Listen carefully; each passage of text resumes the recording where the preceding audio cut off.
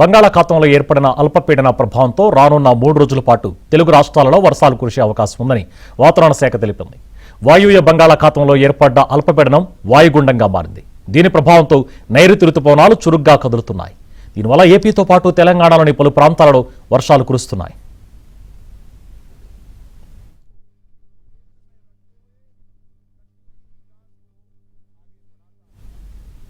మరో 3 రోజులు భారీ వర్షాలు కురుస్తాయన్న వాతావరణ శాఖ ప్రకటనతో సాగుకు అన్నదాతలు సన్నద్ధమవుతున్నారు. తెలంగాణలో సగటున జూన్ నెలలో 13 సెంటీమీటర్లు, జూలైలో 22 సెంటీమీటర్ల వర్షం కురవాలి. కానీ గతేడాది ఇదే సమయానికి 33.3 సెంటీమీటర్ల వర్షపాతం నమోదైనట్లు వాతావరణ శాఖ గణాంకాలు చెబుతున్నాయి. కానీ ఈ ఏడాది తొలకరి నుంచే వానలు తక్కువగా పడుతున్నాయి. తెలంగాణపై ఎల్నినో ప్రభావం తీవ్రంగా కనిపిస్తోంది. ఏడాది జూన్లో 10 సెంటీమీటర్లు, జూలైలో ఇప్పటి వరకు 11 సెంటీమీటర్ల వర్షమే కురిసింది. మొత్తంగా 2 నెలల్లో 10 సెంటీమీటర్ల లోటు వర్షపాతం నమోదైంది. దాదాపుగా 26 జిల్లాలలో దుర్భిక్ష పరిస్థితులు నెలకొన్నాయి. ములుగు, నాగర్ కర్నూలు, కామారెడ్డి, మెదక్, నల్గొండ, సంగారెడ్డి, రంగారెడ్డి జిల్లాల్లోనే సాధారణ వర్షపాతం రికార్డైంది. ఇక హైదరాబాద్లోని పలు ప్రాంతాల్లో రాత్రి వర్షం పడింది.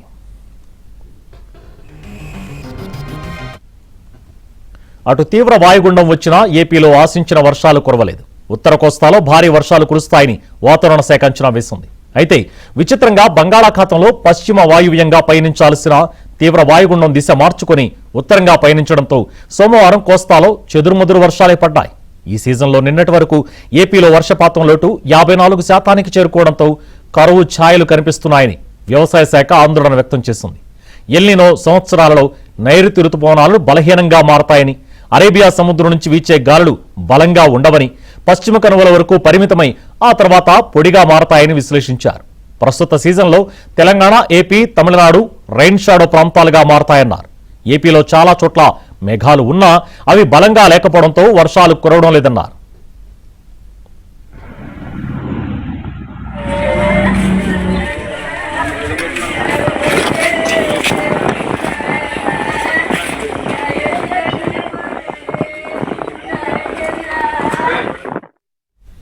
బంగాళాఖాతంలో తీవ్ర వాయుగుండం ప్రభావంతో ఇవాళ కోస్తాంధ్రలో అక్కడక్కడ పిడుగులతో కూడిన తేలికపాటు నుంచి మోస్తరు వర్షాలు కురుస్తాయని విపత్తుల నిర్వహణ సంస్థ తెలిపింది.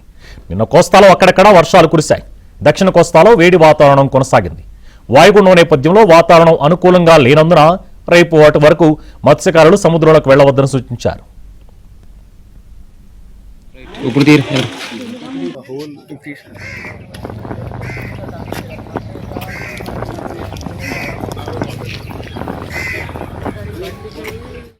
కలవర్ట్ ఏదైతే ఉందో స్లాబ్ అద్దెమ కూలిపోయి డైరెక్ట్ గా నిద్రపోతున్నటువంటి వాళ్ళ మీద పడిపోయినప్పుడు ఆ స్పాట్ లో తల్లైతే సచివతన చనిపోయింది.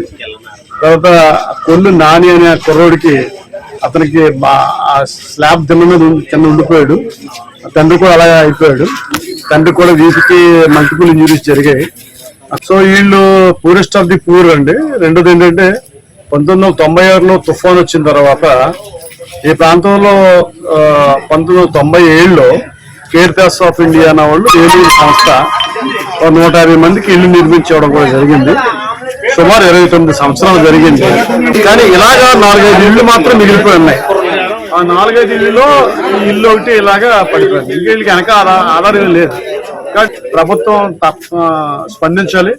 స్పందించి ఈ కుటుంబానికి. ఉమ్మడి వరంగల్ జిల్లాలో వర్షాలు కురుస్తున్నాయి. భూపాలపల్లి జిల్లా శంకరంపల్లిలో భారీ వృక్షం కూలడంతో రాకపోకలు నిలిచిపోయాయి.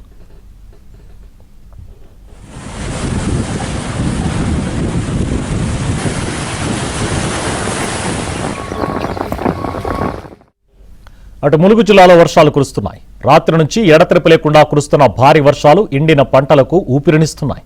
దీంతో రైతులు హర్షం వ్యక్తం చేస్తున్నారు. చెరువుల్లోకి నీరు చేరుతోంది.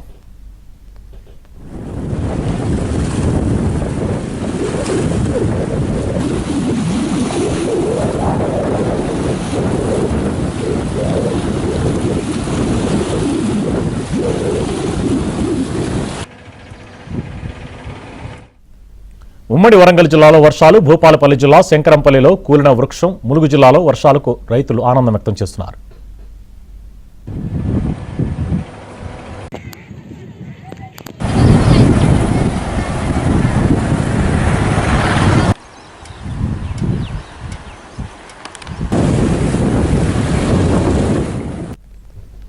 మహబూబ్నగర్ జిల్లాలోని ప్రియదర్శిని జూరాల ప్రాజెక్టుకు వరద ప్రవాహం పోటెత్తుతోంది. ఇంతో ప్రాజెక్టు గేట్లు తెరిచిన అధికారులు నీటిని దిగువకు విడుదల చేస్తున్నారు.